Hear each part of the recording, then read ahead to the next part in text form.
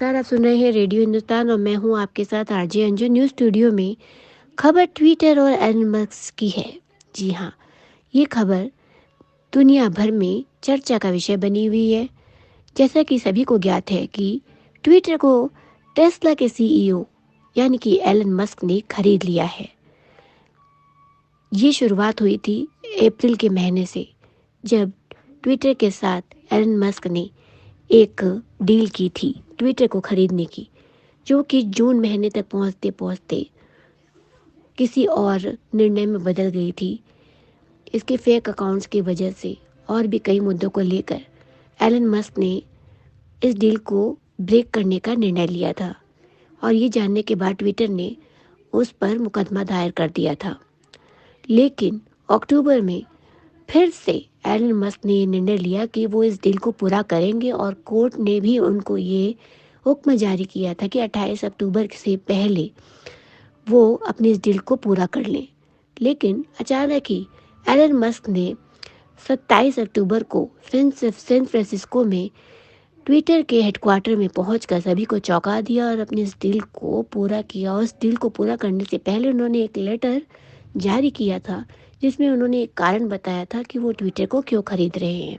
और डील पूरी होते ही उन्होंने तुरंत एक एक्शन लिया और उन्होंने कुछ बदलाव किए।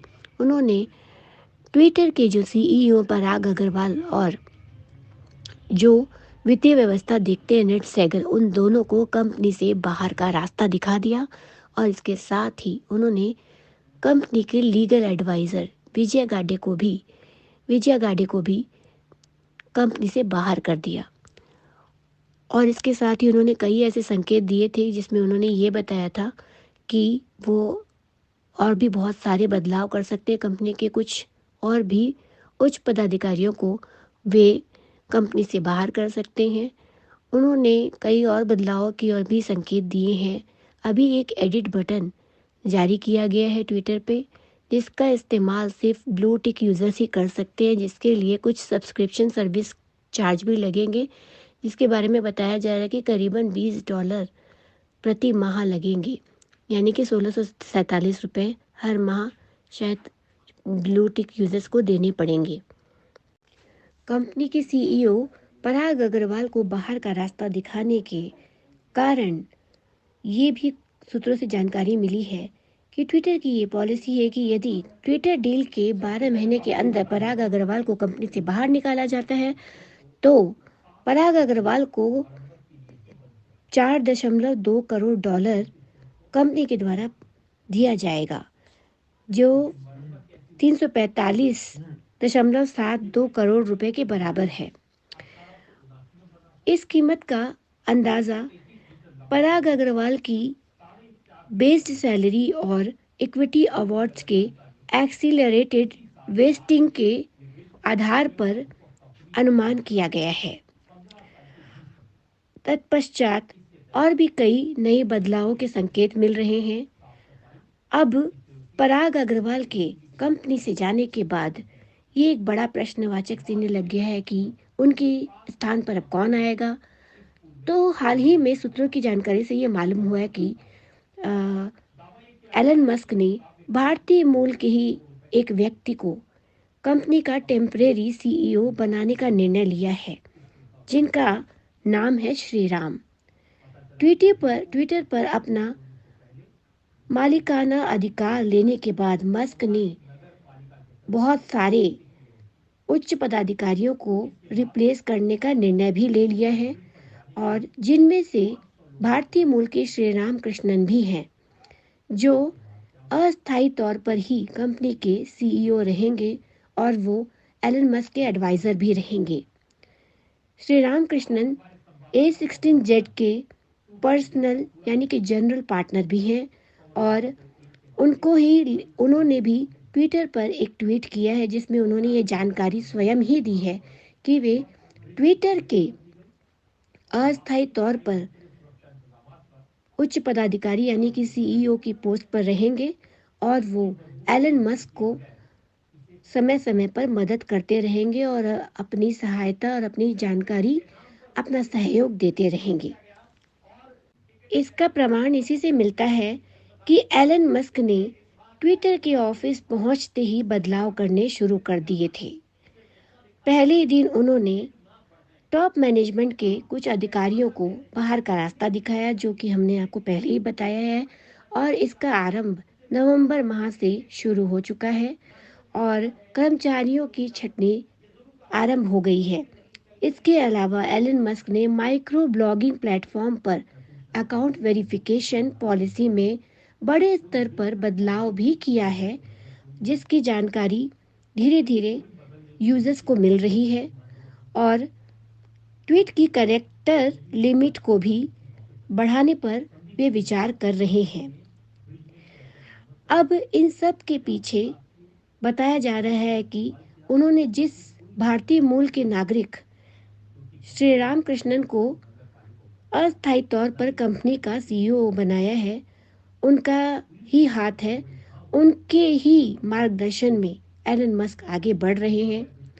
अब हम आपको ये बताएंगे कि आखिर श्री राम कृष्णन कौन है। श्री राम कृष्णन का जन्म चेन्नई में हुआ और वहीं पर वो पले बड़े हैं। वे एक लोअर मिडिल क्लास फैमिली से बिलोंग करते हैं। उनके पिता इंश्योरेंस कंपनी में कार्यरत थे और उनकी माता जी एक हाउसवाइफ रही हैं। उनकी पत्नी से उनकी मुलाकात बहुत दिलचस्प तरीके से याहू मैसेंजर पर हुई थी और अब एक दूसरे का साथ निभाते उनको 20 वर्ष हो गए हैं। तो साल वर्ष 2005 में वो अमेरिका के सिएटल में गए और वहां पर जाकर उन्होंने माइक्रोसॉफ्ट कंपनी को ज्वाइन किया था। उस वक्त श्री राम की आयु मात्र 20 वर्ष की थी। श्री राम एक अनुभवी लीडर हैं और लीडर के रूप में उन्होंने कई सारी टीमों को लीड किया है और यही कारण है कि उनके ऐसी अनुभव के कारण एलन मस्क ने उनको चुना और अपनी कंपनी में उनका सहयोग मांगा। वे एक कुशल टेक्नोलॉजिस्ट और इंजीनियर हैं और उन्होंने काफ़ी सारी स्टार्टअप कंपनी में इन्वेस्ट भी किया है। उन्होंने कुल 23 स्टार्टअप कंपनी में निवेश किया है और उनका हालिया ही निवेश हुआ है seed round lasso labs company में, जिसमें उस कंपनी ने करीबन करीबन 4.2 मिलियन डॉलर का फंड डाला है। इससे पूर्व कृष्णन ट्विटर, मेटा और माइक्रोसॉफ्ट में भी प्रोडक्ट और इंजीनियर टीम्स को लीड कर चुके हैं और एक नायक की भूमिका बखूबी निभाई है उन्होंने। इसके अतिरिक्त बिट्सकी, हॉपिन और पॉलीवर्क के भी वे बोर्ड में एक प्रमुख सदस्य के रूप में रहे हैं। श्री राम कृष्णन ने अपने करियर की शुरुआत माइक्रोसॉफ्ट कंपनी से शुरू की थी और उसके बाद ही उन्होंने विंडोज़ अजूरे से संबंधित कई सारे प्रोडक्ट्स भी बनाए और प्रोग्रामिंग विंडोज़ अजूरे पर एक किताब भी लिखी, जिसके वे लेखक हैं। और इतना ही नहीं, श्री राम की अर्धांगिनी आरती राममूर्ति के साथ एक पॉडकास्ट यूट्यूब चैनल भी वे होस्ट कर चुके हैं। इसके अलावा उनके अनुभव का इसी से पता चलता है कि 16Z को उन्होंने जब ज्वाइन किया तो उससे पहले वो ट्विटर के साथ काम कर चुके थे और वहाँ पर home timeline, news user experience, search discovery और ऑडियंस ग्रोथ पर भी उन्होंने काफ़ी कार्य किया था। और स्नैप और फेसबुक के लिए भी उन्होंने बहुत सारे मोबाइल ऐड प्रोडक्ट्स भी बनाए हैं, उन पे काफ़ी सारा काम किया है। और स्नैप का डायरेक्ट रिस्पॉन्स एड्स बिजनेस और फेसबुक ऑडियंस नेटवर्क भी इसी के भीतर आता है। श्री राम ने अपने करियर की शुरुआत से अभी तक बहुत सारे सफलता के झंडे गाड़े हैं और अब उनका चुनाव एलन मस्क ने किया है अपने साथ कार्य करने के लिए। जैसा कि बताया जा रहा है कि वो टेम्परेरी तौर पर उनके साथ कार्य करेंगे। उन्होंने ये जानकारी अपने ट्वीट के द्वारा भी दी है, लेकिन आगे आगे देखिए क्या होता है कि एलन मस्क और ट्विटर में कितने कुछ बदलाव करते हैं। इसके बारे में हम आपको समय समय पर जानकारी देते रहेंगे। तो हमारे साथ बने रहिए। नमस्कार।